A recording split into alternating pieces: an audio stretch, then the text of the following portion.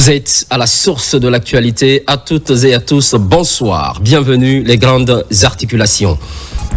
Processus électoral, la Guinée franchit une nouvelle étape. Les données provisoires du registre national des personnes physiques et du fichier électoral biométrique sont disponibles. La restitution est faite aux institutions républicaines.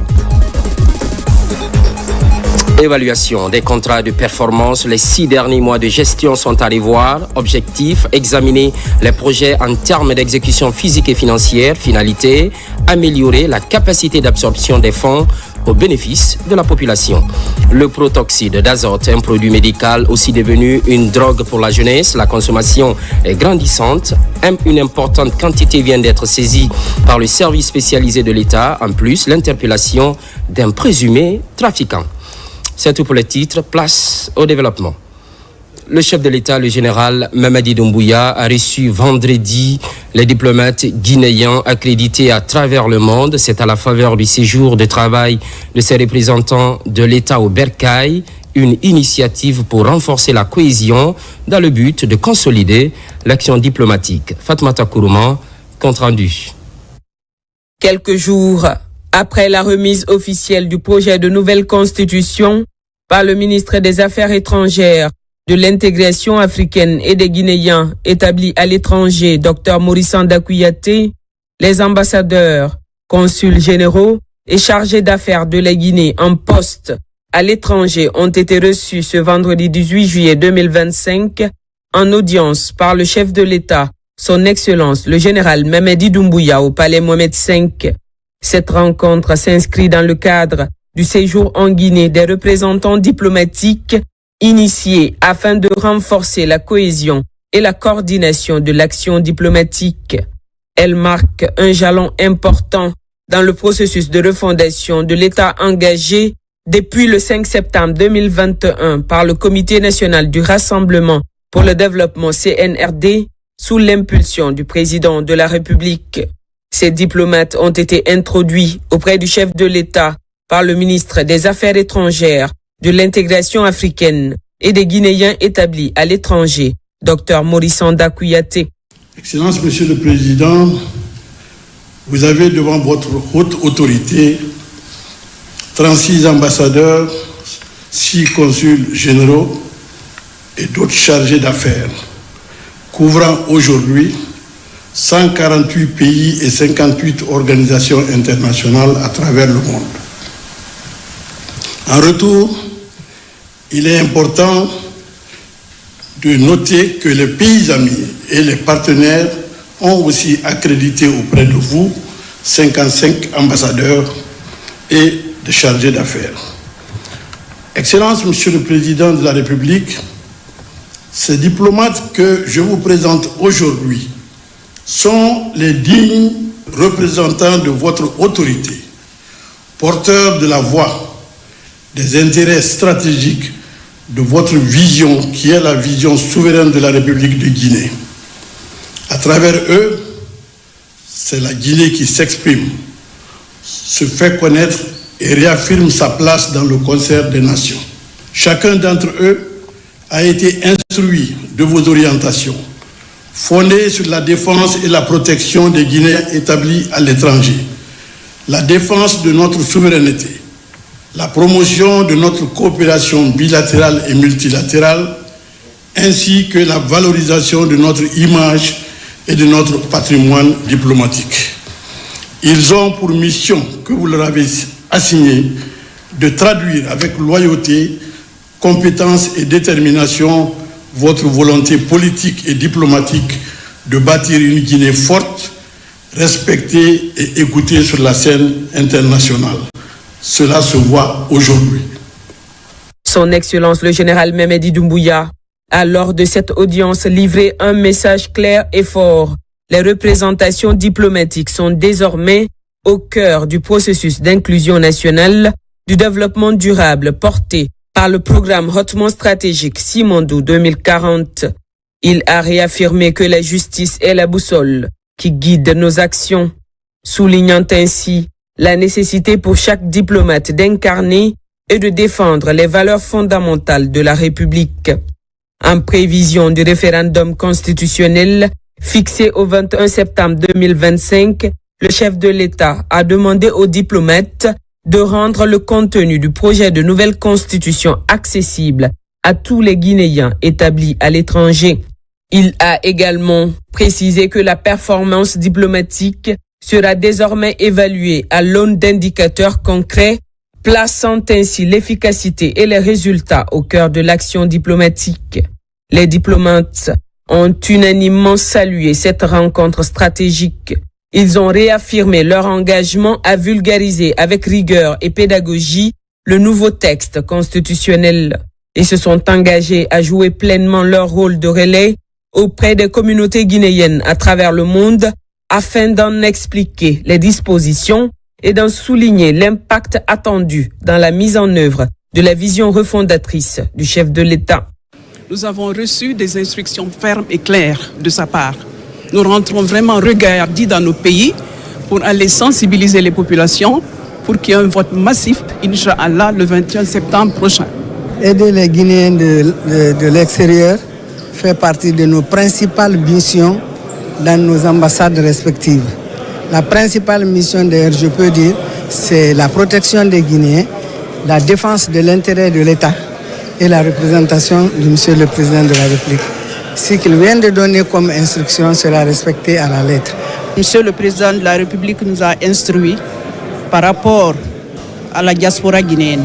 Il souhaite que les fils et les filles de Guinée participent au choix crucial pour l'avenir de leur pays. Donc les instructions sont claires et ça fait partie de sa politique depuis qu'il est là. Les Guinéens établis à l'étranger sont au cœur de la refondation. La diplomatie guinéenne connaît aujourd'hui un véritable renouveau sous le leadership de son Excellence le général Mamadi Doumbouya. Elle s'affirme de plus en plus comme un outil de souveraineté, de paix, de coopération et de développement. Ce renouveau se manifeste notamment par l'implication croissante des jeunes, la valorisation des compétences féminines et l'essor d'une diplomatie proactive, inclusive et enracinée dans les intérêts supérieurs de la nation.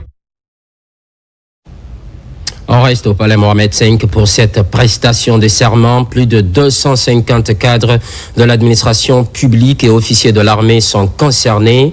Une cérémonie placée sous l'autorité du chef de gouvernement, entouré des ministres Général Amara Kamara et Djiba Diakité de la présidence de la République. Adjudant Aboubakar Kamanou. Dans une ambiance solennelle et hautement symbolique, plus de 250 cadres et officiers de l'armée nouvellement nommés à des postes de responsabilité par le président de la République, son Excellence le général Mamadi Doumbouya, ont prêté serment ce vendredi 18 juillet 2025 au palais Roi Mohamed V. La cérémonie empreinte de solennité républicaine s'est déroulée sous l'autorité du Premier ministre chef du gouvernement, entouré de hautes personnalités de l'État, notamment le général Amara Kamara, ministre secrétaire général de la présidence, et M. Djiba Diakité, ministre directeur des cabinets de la présidence de la République. Plusieurs secrétaires généraux et directeurs des cabinets des départements ministériels concernés étaient également présents. Les promus issus aussi bien de l'administration centrale que des services déconcentrés ont prêté serment individuellement, la main posée sur le Coran ou la Bible, selon leur confession religieuse. À travers ce geste, ils se sont engagés devant Dieu et la nation à servir la République avec loyauté, intégrité, discipline et dans le strict respect des textes de loi. Je sous-signe Adel Kamara que dans mes fonctions de chef de cabinet, promets et jure devant Dieu et sur mon honneur à accomplir avec loyauté, fidélité et dévouement mes fonctions et charges d'État. Je me conformerai scrupuleusement aux dispositions de la charte de la transition, aux principes de l'honneur, de la probité et de la dignité, sans préjudice sur l'équilibre social, politique et culturel de la nation guinéenne. J'agirai avec responsabilité et toujours demeurerai dans l'esprit conforme aux orientations du président de la transition, en tout lieu et en toutes circonstances. Je mettrai tout en œuvre pour préserver l'intérêt supérieur du CNRD, de son président et du peuple de Guinée. Je ferai montre de dévouement inconditionnel au président du CNRD dans l'exercice de mes fonctions et prérogatives. Je veillerai toujours dans mes prises de décision à traiter équitablement toutes les filles et fils de la Guinée sans distinction d'ethnie, de région et de religion. Je conduirai mes actes conformément à la vision du CNRD et de son président et sans influence étrangère, ethnique ou régionaliste.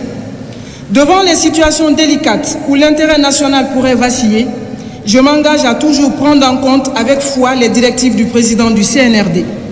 Je garderai jalousement les secrets des accords ou désaccords qui interviendront avant, pendant et après la mission. Convaincu de ma bonne foi et de ma volonté à servir la nation, l'État et le président du CNRD, président de la transition, je souscris librement à ces engagements et appose ma signature pour que plaise à Dieu de m'aider à me conduire dignement tout au long de ma mission envers lui, envers le président du CNRD. Fait à Conakry le 18 juillet 2025, je le jure. Moi, général de brigade Malik Diakité, chef d'état-major général adjoint des armées, m'engage scrupuleusement de respecter l'acte d'engagement sur l'honneur que je viens de signer. Je le jure. Moi, capitaine de vaisseau Lamine de Camara, chef d'état-major adjoint de l'armée de mer, m'engage à respecter scrupuleusement l'acte d'engagement sur l'honneur que je viens de signer. Je vous le jure. Moi, colonel Amara Kaba, chef d'état-major adjoint de l'armée de l'air, m'engage à respecter scrupuleusement l'acte d'engagement sur l'honneur que je viens de signer. Je vous jure.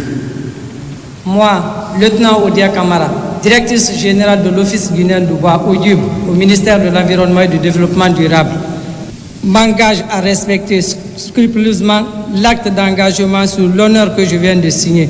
Je le jure. Moi, colonel Ibrahima Khalil Sidibé, commandant régional adjoint de Bouquet, m'engage à respecter scrupuleusement l'acte d'engagement sur l'honneur que je viens de signer. Je jure. Dans son allocution, le Premier ministre chef du gouvernement a, au nom du chef de l'État, son Excellence le général Mamadi Doumbouya, rappelé la sacralité de la mission du service public. Il a insisté sur la nécessité pour chaque cadre de faire preuve d'exemplarité, de transparence et de patriotisme. Il a également exhorté les promus à répondre aux attentes du peuple, à combattre les anti-valeurs et à contribuer activement à la réalisation de la vision de refondation portée par le chef de l'État, le général Mamadi Doumbouya. Il est impérieux, par l'acte que vous venez de faire, d'agir dans le sens de respecter les valeurs de la République, les engagements que vous avez pris de manière solennelle envers les orientations majeures du CNRD et, par conséquent, les orientations du président de la République.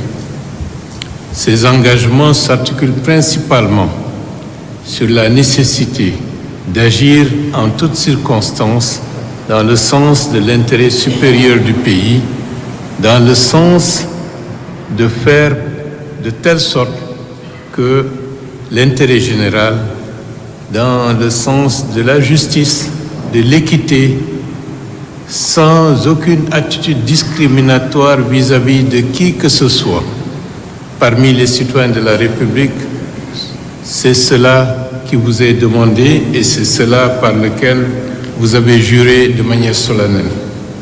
Le projet constitutionnel sur lequel le peuple de Guinée est appelé à voter ou à s'exprimer le 21 septembre 2025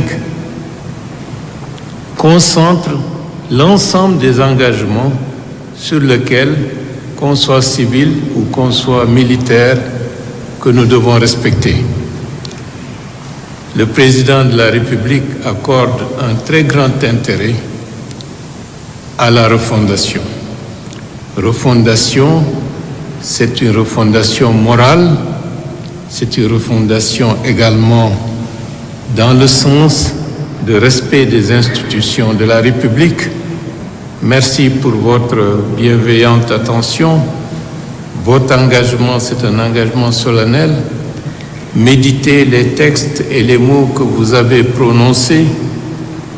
Régulièrement, revoyez-vous, relisez le texte, intériorisez, appropriez-vous le texte, parce que dans une certaine mesure, notre premier juge, c'est notre propre conscience.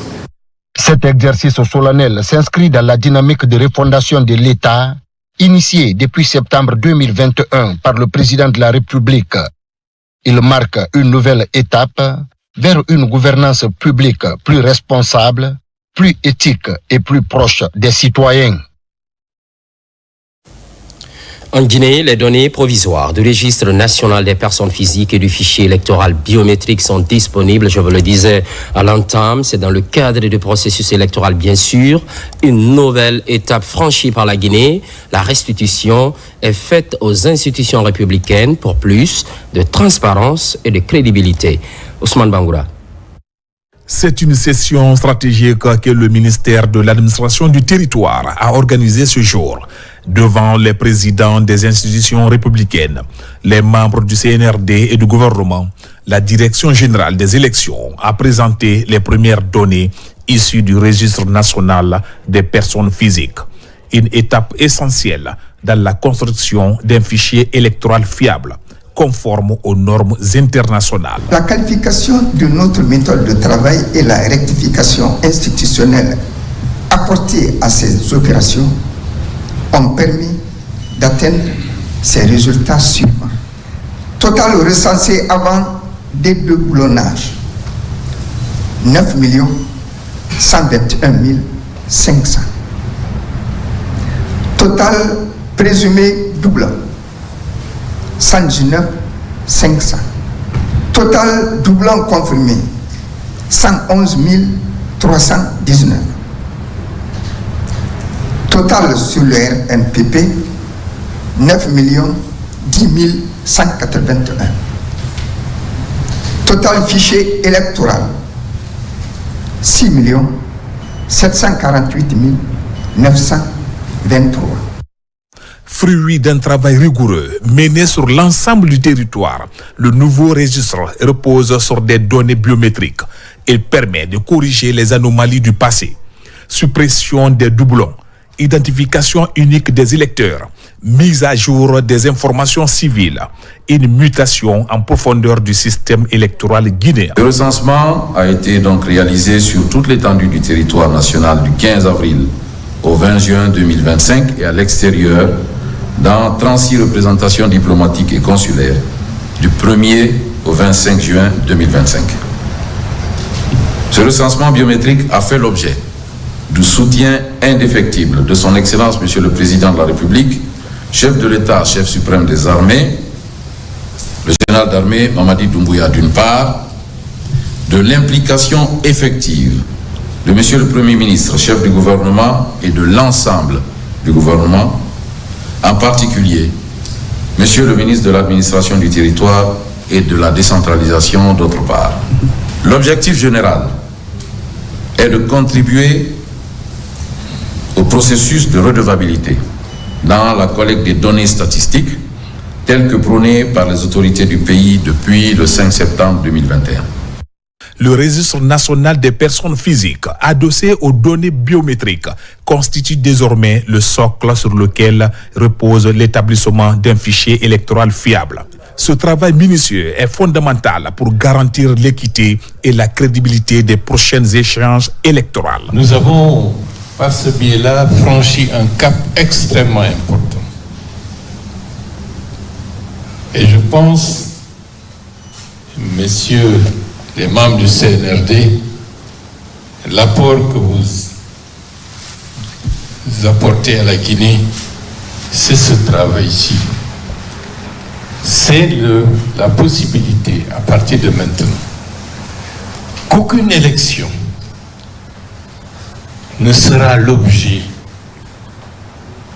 de crises, de discussions, d'instabilité, parce que les outils indispensables sont déjà en place.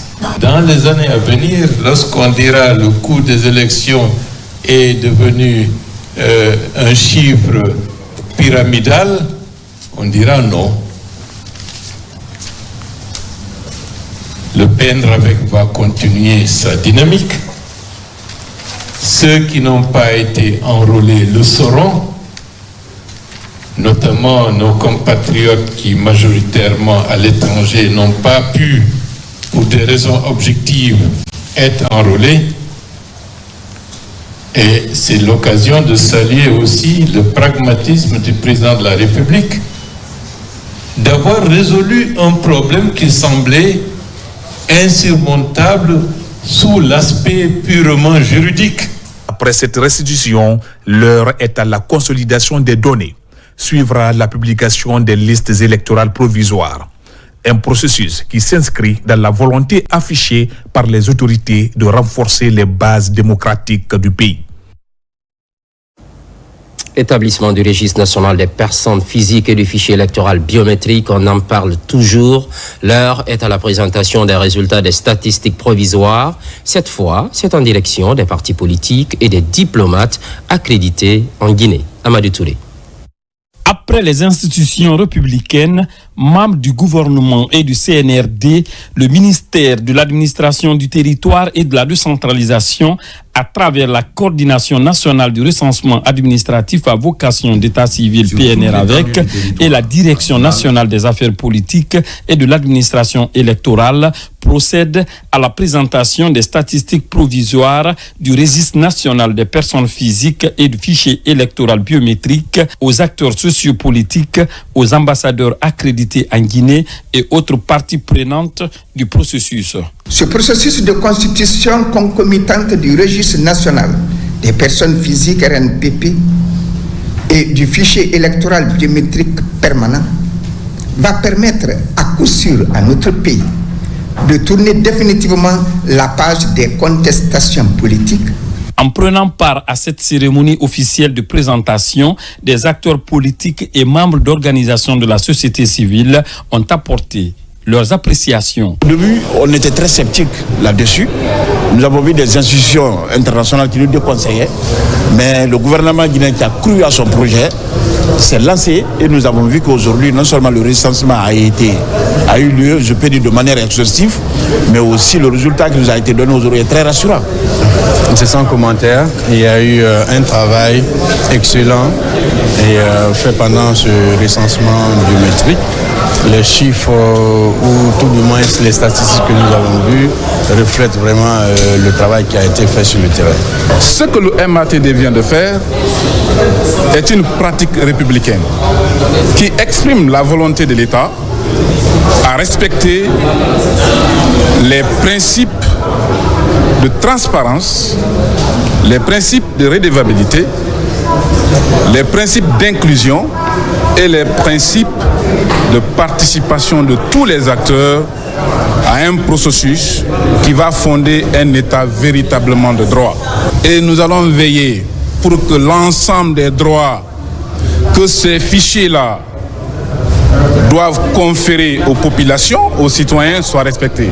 Une opportunité pour le Premier ministre chef du gouvernement de remettre des exemplaires du projet de nouvelle constitution aux représentants des partis politiques à cette cérémonie avant de préciser. Le discours politique d'hier n'est plus adapté à partir de maintenant à la façon dont il faut aborder les problématiques d'aujourd'hui.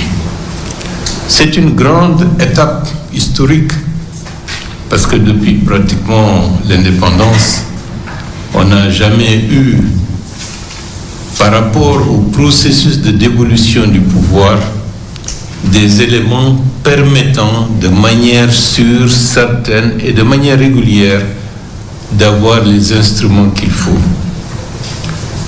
Par le biais de la volonté de la refondation de l'État qui a été prônée et puis mise en œuvre par le président de la République, le général d'armée Mamadi Doumbouya, ceci est engagé.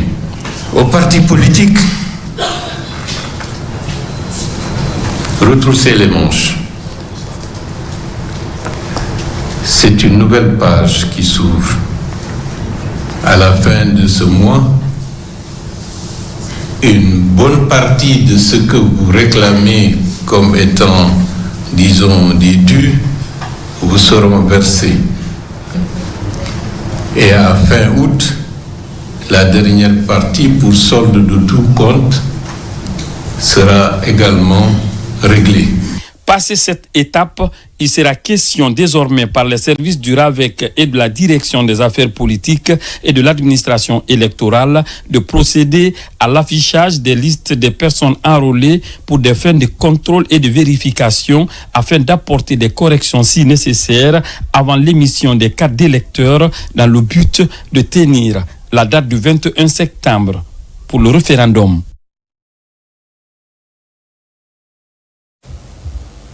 Entre la Guinée et le Sénégal, la coopération militaire est au beau fixe. En témoigne la patrouille conjointe de la frontière qui sépare les deux pays, une manière d'assurer la surveillance et la défense dans les localités frontalières. Ansoumani Toumani Kamara. L'initiative est l'une des résultantes de l'accord de coopération militaire et technique signé entre la Guinée et le Sénégal en fin juin 2025 à Conakry. Lors de la visite de travail du ministre des Forces armées sénégalaises en Guinée du 26 au 27 juin dernier, l'ambassadeur Aboubakar Sidiki Kamara et son hôte, le général 2e section, Biram Diop, conviennent d'une patrouille conjointe le long de la frontière entre les deux pays. Cette coopération sécuritaire entre Conakry et Dakar vise à renforcer la surveillance et la sécurité des frontières terrestres et maritimes, ainsi qu'à lutter contre la criminalité transfrontalière. Au nom de son Excellence, le général Mamadi Doumbouya, président de la République de Guinée, chef suprême des armées, vous remercie de l'honneur que vous faites à la République de Guinée et aux forces armées en particulier de nous rendre cette visite de courtoisie mais aussi de fraternité. Je vous donne simplement l'assurance que les forces armées guinéennes sont disposées à mettre en œuvre la volonté de nos deux chefs d'État. La volonté dont nous sommes chargés, vous et moi, d'exécuter dans l'intérêt supérieur de nos deux nations.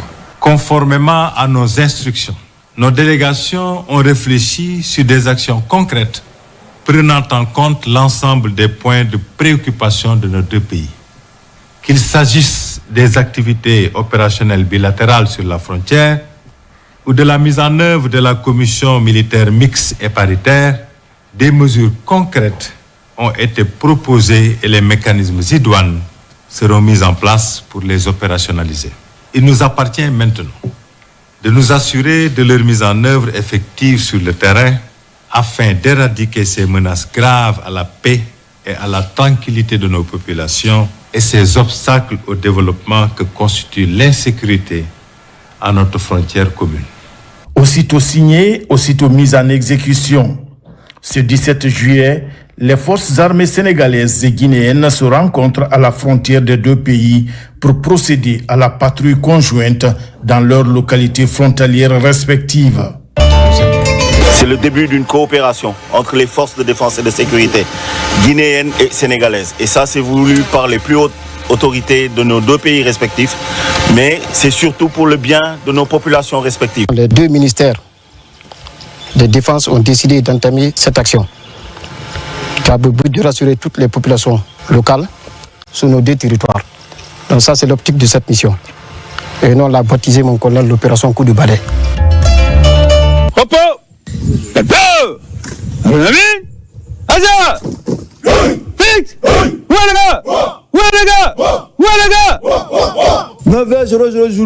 Mise en place, terminée.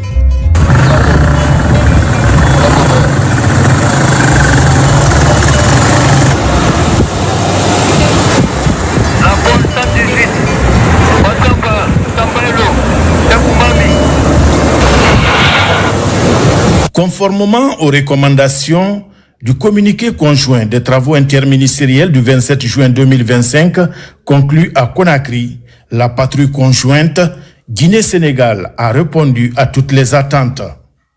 Elle a permis, entre autres, de favoriser les échanges d'informations, les exercices conjoints et la formation des forces de sécurité des deux pays. Cela pour renforcer la confiance entre les deux États, assurer la sécurité et la tranquillité des populations vivant à proximité de la frontière et garantir une meilleure coordination et d'efficacité sur le terrain. Cette approche est bien appréciée par les populations frontalières qui sont les premières bénéficiaires de cette manœuvre baptisée coup de balai.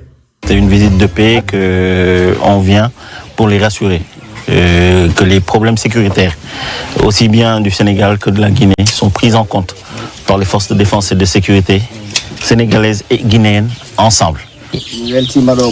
Nous sommes très contents de vouloir pouvoir comme ça.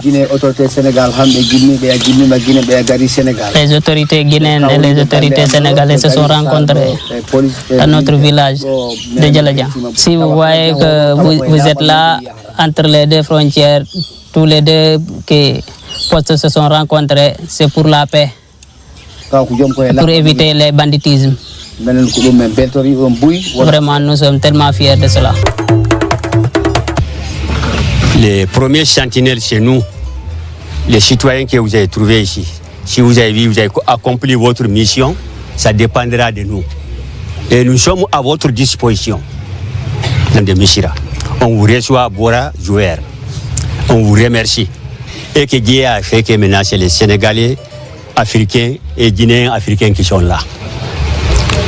Nous vous remercions. Depuis auparavant, nous n'avons jamais rencontré de problèmes au sein de notre frontière. Finit ainsi la première patrouille conjointe Guinée-Sénégal avec une très bonne moisson en termes de prévention et de lutte contre les activités criminelles telles que le trafic d'armes, de drogue, de personnes et d'immigration clandestine. Elle a été menée dans un esprit de collaboration, de respect mutuel et de professionnalisme. Cette initiative reflète la volonté des deux chefs d'État, Bachir Diomaye Faye du Sénégal et Général Mamadi Doumbouya de Guinée. Les deux hommes d'État, en mai 2024 à Conakry, se sont convenus sur le renforcement de la coopération sous-régionale face aux menaces transfrontalières. Un bel exemple concret de coopération bilatérale visant à renforcer la sécurité et la stabilité dans la région.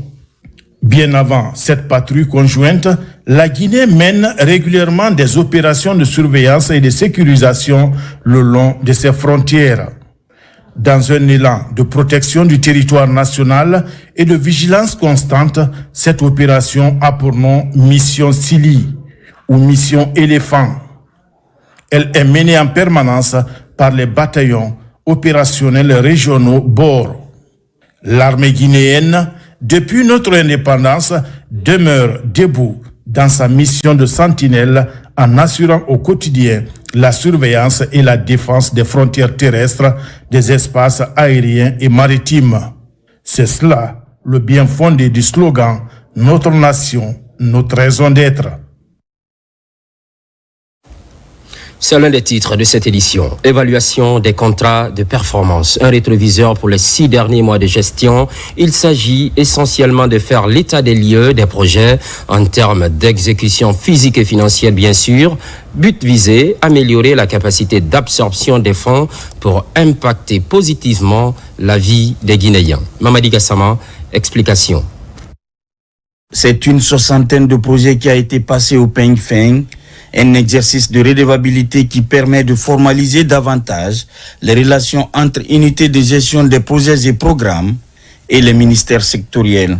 L'objectif principal était effectivement de mesurer les performances enregistrées par les projets au cours de ces 6 derniers mois. Comme vous le savez, le suivi des projets aujourd'hui constitue un élément important pour renforcer la dynamique en termes de l'amélioration des capacités d'absorption des projets. Nous terminons cette évaluation avec une note satisfaisante puisque nous avons remarqué que beaucoup d'indicateurs ont bougé par rapport aux données de fin d'année que nous avons évaluées. Nous allons maintenir à minima cette façon de faire pour atteindre l'objectif qui nous a été fixé par son Excellence, Monsieur le Premier ministre, chef du gouvernement Amadou Riba, à savoir porter à 75% le taux de décaissement des projets à financement extérieur. En dépit des avancées majeures enregistrées en termes de taux d'absorption, Mourana Souma exhorte tout de même les unités de gestion à maintenir le cap. Ces contrats d'évaluation nous permettent aujourd'hui d'avoir une reconnaissance africaine, une reconnaissance sous-régionale et d'être porté comme étant un des pays les plus performants en termes de taux de décaissement, un des pays champions de la réforme de gouvernance des projets et programmes. Cela est à votre actif en tant qu'acteur majeur. J'en profite pour justement vous appeler encore à redoubler d'efforts. Être premier, c'est un, mais si maintenir encore, c'est autre chose. Donc c'est un défi, c'est un challenge pour nous tous de nous mettre cheval de guerre pour aboutir à des résultats encore plus meilleurs. L'objectif à terme est d'amener ces coordinateurs à s'investir pleinement dans la mise en œuvre des projets pour le plus grand bonheur des populations. Entre défis et besoins, c'est la situation dans laquelle se retrouve la Société des eaux de Guinée, approvisionner les centres urbains en eau potable, une mission qui demande des moyens financiers. La SEG a fait des recommandations lors de la récente réunion à son siège. Nabi Kamara, spécialiste maison. Comme toute entreprise digne de ce nom, la Société des eaux de Guinée, dans la mise en œuvre de son programme d'activité annuel, fait souvent des bilans à mi-parcours. Un exercice que les autorités de ce service public sont ici à Conakry pour, entre autres, actualiser leur budget de fonctionnement et envisager des mesures nécessaires par rapport à la poursuite des projets en cours d'exécution sur le terrain. Les points essentiels qui ont été inscrits à l'ordre du jour, la présentation du rapport semestriel d'activité, la présentation du budget initialement prévu pour l'exercice 2025 et son exécution à mi-parcours, plus un budget de reprévision pour la fin de l'année 2025, ce qu'on peut appeler l'actualisation du budget. Au cours de cette rencontre, deuxième du genre depuis le début de l'année, les participants ont reconnu que la Société des eaux de Guinée fournit beaucoup d'efforts dans la production et la distribution de l'eau potable aux populations. Ils ont également constaté que sur le plan structurel, beaucoup reste à faire. Il faut reconnaître que sur la rubrique des investissements, de grands efforts n'avaient pas été fournis, mais au cours de l'évolution de l'année, il apparaît clairement que nous avons des postes aujourd'hui qui nécessitent, même sur des fonds propres, en dehors même du FINEX qui s'impose, qu'il faille accepter que des prévisions de dépenses internes liées à des investissements soient faites. Les résultats commerciaux de la SEG sont actuellement encourageants, mais elle est structurellement malade, notamment à cause du sous-investissement chronique. Il va falloir que l'État intervienne, mette la main à la poche pour accompagner les investissements que la SEG veut mettre en place pour satisfaire les besoins de la population. L'alimentation en eau potable des populations urbaines est la mission principale de la Société des eaux de Guinée, SEG. Pendant ce temps, le GP vient de tenir son conseil d'administration, une session extraordinaire pour faire le point de la gestion de 2024 et dégager les perspectives, notamment faire avancer son projet de construction d'un siège. Les directives sont données dans le sens du respect de la législation pour des investissements de cette nature. Carlos Mandialo. En pleine phase de relance, l'Office guinéen de publicité fait l'objet d'un suivi rigoureux avec un conseil d'administration plus proche pour redresser cette structure publique et lui redonner toutes ses lettres de noblesse. Après avoir mis en œuvre avec succès un plan d'urgence qui a permis de replacer l'OGP sur orbite, la direction et le conseil d'administration présidé par le conseiller personnel du chef de l'État entendent mettre les bouchées doubles pour atteindre de nouveaux résultats. La situation de l'OGP est une situation qui a nécessité vraiment un travail très dense, aussi bien de la direction que des membres du conseil d'administration avec la coordination de monsieur le PCA pour qu'aujourd'hui nous puissions travailler main dans la main afin que cette structure aussi importante pour notre pays soit une structure qui soit redressée, mais que tout ce qui a été entamé par la nouvelle direction le soit aussi sur des rails de la bonne gouvernance, de la gestion basée sur l'éthique et la déontologie. Parmi les projets phares que compte réaliser l'OGP figure la construction d'un siège digne de ce nom sur le plateau de Koloma. Le conseil d'administration a réaffirmé son attachement à la création de meilleures conditions de travail et d'accueil à l'OGP, soulignant l'importance de disposer d'une telle infrastructure tout en respectant les démarches légales. Aujourd'hui, il était essentiellement question notamment de discuter sur les états financiers de 2024 et de faire une projection sur l'avenir, c'est-à-dire sur un projet de construction de notre futur siège que nous avons hérité, mais que nous avons voulu soumettre au conseil d'administration afin que le conseil nous donne les orientations nous permettant d'avancer dans ce dossier-là. La redynamisation de l'OGP va impacter positivement l'univers de la publicité en Guinée tout en contribuant à l'augmentation des recettes de l'État. En attendant la construction de son siège, l'Office opère désormais à partir de cet immeuble à Taouya. Projet de nouvelle constitution à l'AB, la vulgarisation est lancée, une campagne pilotée par le ministre porte-parole du gouvernement, occasion pour expliquer le contenu du texte aux populations. Abraham Christophe Conté, Mohamed Achassila. En Guinée, la campagne de vulgarisation du projet de nouvelle constitution est lancée. Les membres du gouvernement sont à pied d'œuvre pour une large sensibilisation autour du contenu de ce texte fondateur. À l'image des autres membres du gouvernement, le ministre des Transports arrive à l'Abbé. La délégation est accueillie par une foule en liesse. À travers cette mobilisation, le contenu de cette loi fondamentale est largement expliqué à cette population.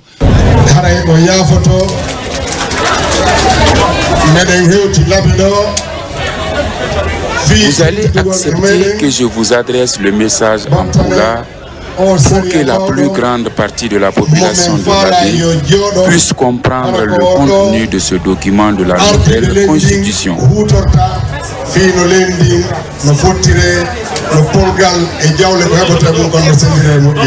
Ce texte doit être soumis au référendum du 21 septembre prochain. Pour ce faire, les Guinéens doivent à leur tour s'approprier le document. Cette campagne de vulgarisation est une aubaine pour ces citoyens de connaître les différentes dispositions de ce projet de nouvelle constitution. Ce meeting ici à l'Abbé, nous saluons et apprécions fortement cette initiative du gouvernement qui traduit sa volonté de placer les citoyens au cœur du processus de refondation institutionnelle.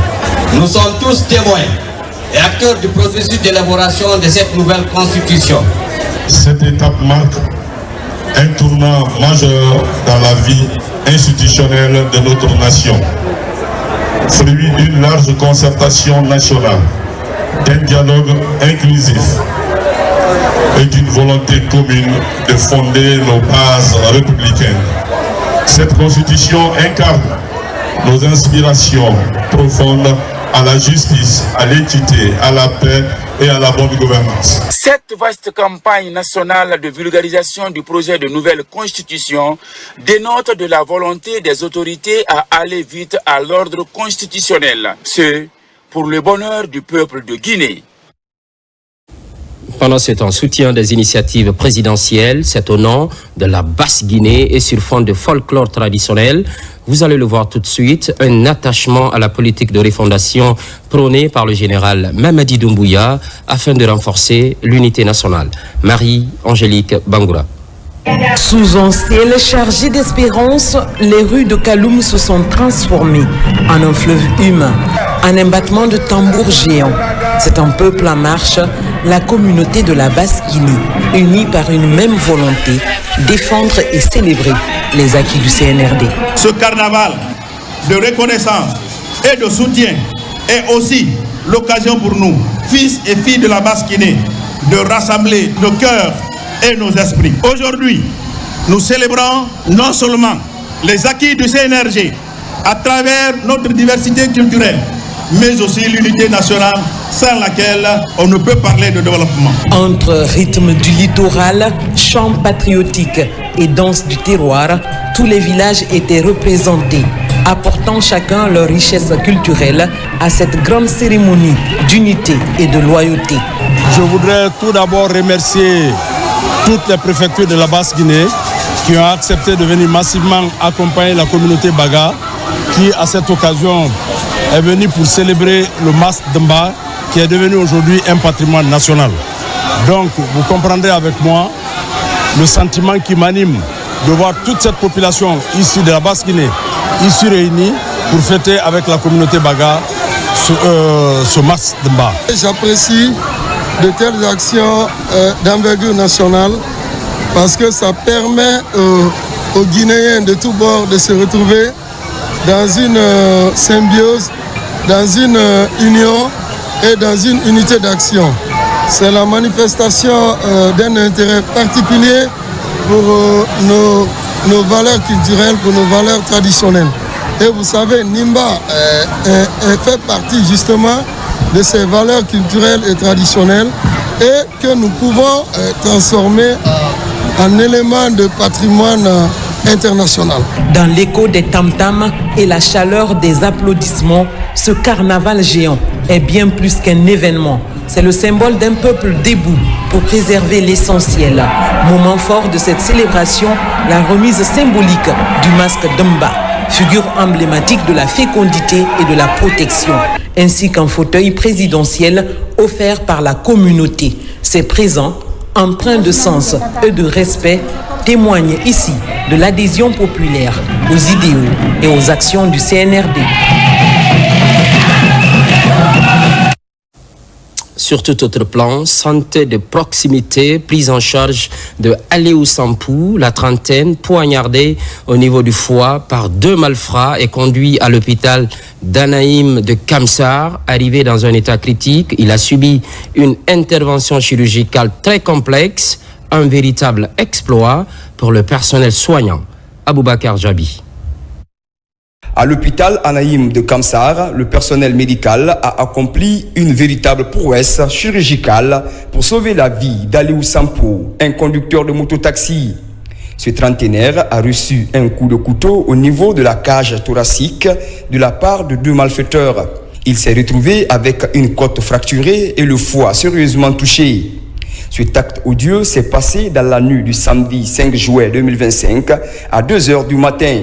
A été admis dans cet hôpital en état de choc hémorragique avec un pronostic vital gravement compromis. Le patient avait une tension très basse, à 7,4, il était pâle, il avait un saignement important qui provenait d'un coup de poignard que le patient a eu au niveau de la base de la cage thoracique, du côté droit, là où il y a le foie.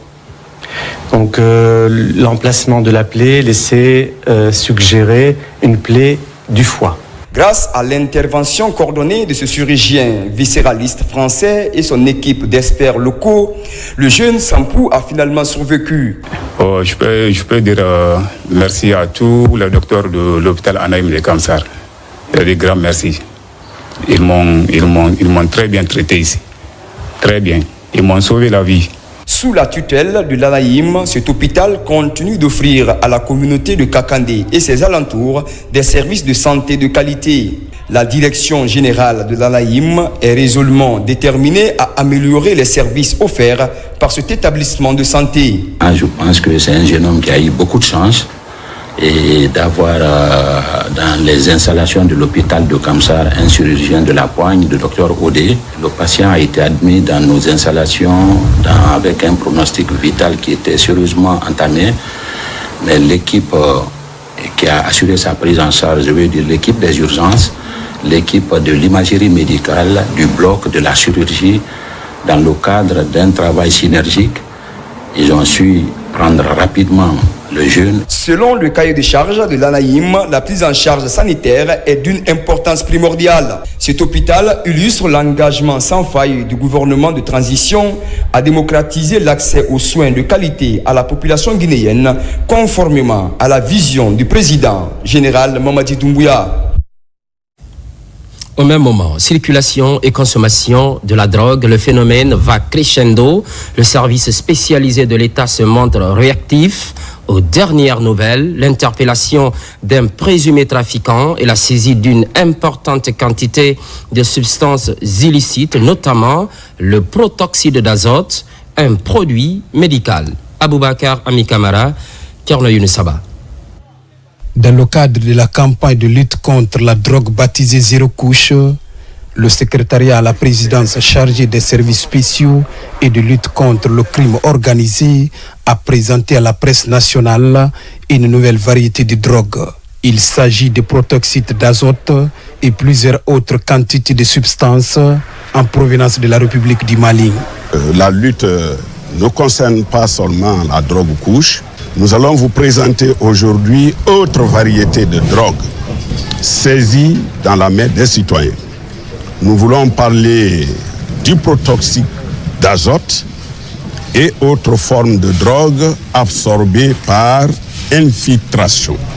En ce qui concerne le protoxyde d'azote, les circonstances de la saisie, ce phénomène constaté depuis quelques mois, le service s'est intéressé pour identification de la substance et les individus qui les importent et les commercialisent. C'est ainsi que nous avons procédé ce jour à l'interpellation d'un individu répondant au nom de M. Moussa Katile en possession d'une bouteille de protoxyde d'azote. Dans son audition, il reconnaît que la substance saisie sur lui est effectivement de la drogue et que la bouteille est vendue entre 650 et 700 000 francs guinéens.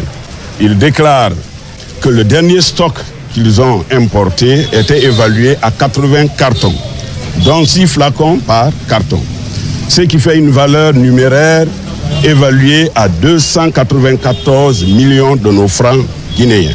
Et donc, la jeunesse l'a détourné de son usage médical pour la consommer.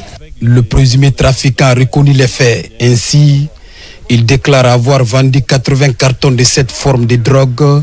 C'est un ami qui m'a envoyé au Mali. Il donnait à des chauffeurs avec l'aide d'une connaissance. Si ça vient, je les donne, c'est eux qui vendent, après ils me donnent mon argent. C'est comme ça, on met un ballon là-bas pour gonfler. Et si ça gonfle là, c'est plus. Les gens qui l'utilisent, ils aspirent. Ça quand même, c'est pas bon.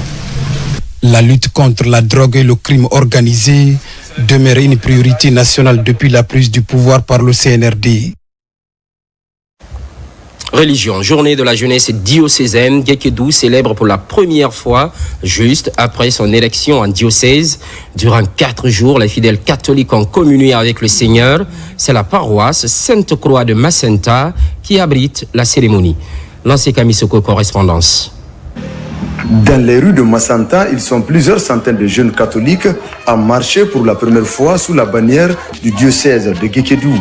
C'est à l'occasion de la Journée mondiale de la jeunesse diocésaine, initiée par le pape Jean-Paul II en 1985. Un événement annuel catholique qui consiste à réunir les jeunes du monde entier dans une célébration de la foi et de la jeunesse. Il est beau et bon de voir les frères et sœurs vivre ensemble dans la joie. Au terme de ces journées mondiales de la jeunesse du diocèse de Guékédou, nos cœurs sont remplis d'une joie profonde et d'une immense gratitude. De la foi et de la jeunesse, deux thématiques que les jeunes catholiques ne doivent en aucun cas occulter de ces moments de prière, de partage, de fraternité et de valeur durant les 4 jours de célébration. Cette jeunesse a suivi avec intérêt les enseignements et les catéchèses. Et je crois que chacun de son côté fera effort de mettre en pratique l'enseignement reçu. C'est un sentiment de satisfaction au regard de tout ce que nous avons vécu durant les 4 jours et au regard aussi de ce que nous avons vécu pendant les préparatifs. Rassembler les jeunes afin qu'ils vivent leur foi, partager et prier ensemble pour qu'ils soient tous des témoins de l'Évangile, telle est la vocation de la Journée mondiale de la jeunesse. En plus bref et en image, sport, basketball, avec cette désolation, l'équipe gambienne de moins de 16 ans a fait l'accident à l'Insan. Elle devrait jouer sa qualification au compte du tournoi zonal de basketball Rwanda 2025. Comme vous le constatez à l'instant, plusieurs blessés. À l'annonce de cet incident malheureux, le gouvernement a pris toutes les dispositions pour leurs soins. Juste après, un vol spécial a été dépêché par les autorités gambiennes pour leur retour au pays. Tout s'est bien passé sous l'œil vigilant du ministre guinéen de la Jeunesse et des Sports, qui a été instruit par le Premier ministre de raccompagner les blessés. Son homologue gambien a salué les efforts des autorités guinéennes dans la prise en charge des patients. Les programmes se poursuivent. L'actualité évolue en Guinée, notre paradis, terre de richesse et d'innovation, constante fidélité à toutes et à tous. À très vite.